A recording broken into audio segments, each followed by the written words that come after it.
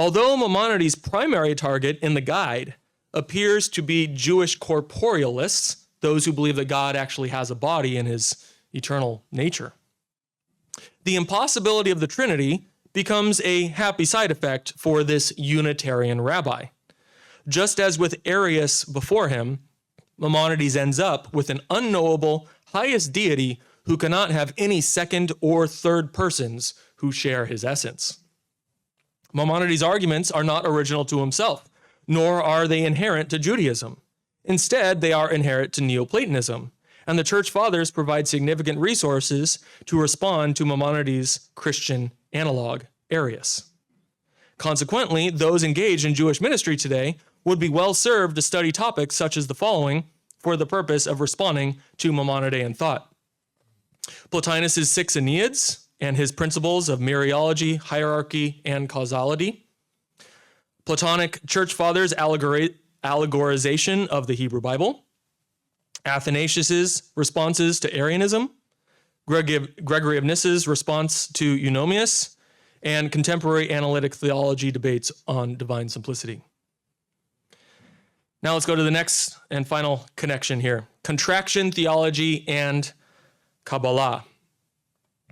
The Jewish mystical thought of Kabbalah can appear bewildering at first. Can anyone say an amen to that in this room? Yeah. Who had introduced you to all those crazy ideas? Yeah, I'm guilty of this. However, Kabbalah is a Jewish revision of minority philosophical positions that had previously arisen in Gentile circles and were largely dismissed by Christian theologians centuries prior.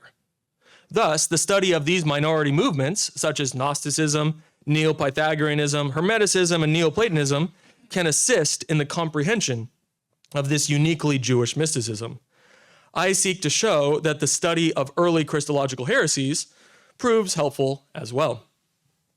In the 16th century, Rabbi Isaac Luria solved a problem inherent in his Kabbalistic theology by positing a contraction of the divine essence, which he termed Tzimtzum. Right, Gary?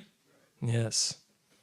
In Kabbalah, God is the infinities of infinities, such that God takes up all the metaphorical space.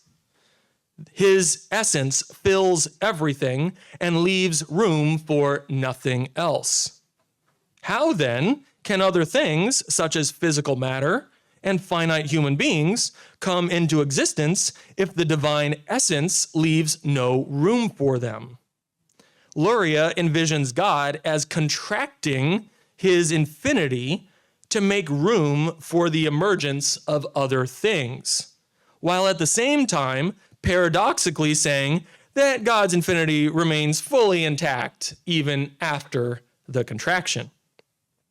Although Luria was far removed from the early church, his idea of Tzimtzum has parallels with the theology of Marcellus of Ancyra, who died in 374.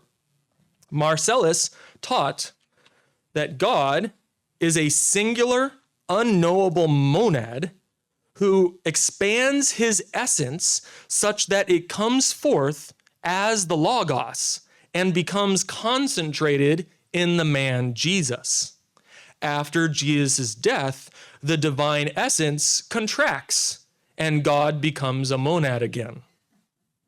This is a quasi-Trinitarian appropriation of the Neoplatonic notion of the one emanating lower entities that then yearn for return back to the one.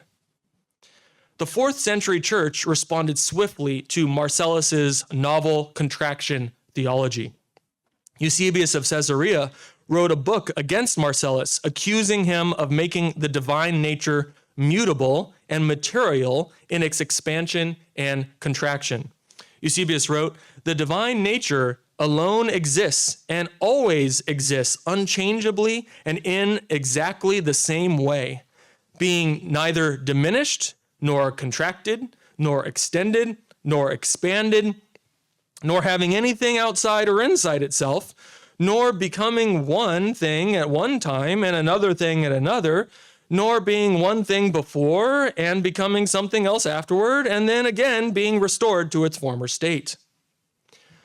Arguments such as these resulted in official synodal condemnations of Marcellus's theology, such as in the Council of Sirmium in 351, which stated, quote, "If anyone affirms the essence of God to be dilated or contracted, let him be anathema.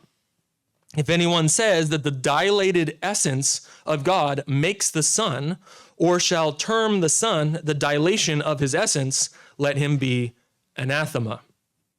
Thus, the Son cannot be said to be an expansion or distillation of the divine essence, but rather he shares the full divine essence as a separate person in the Godhead.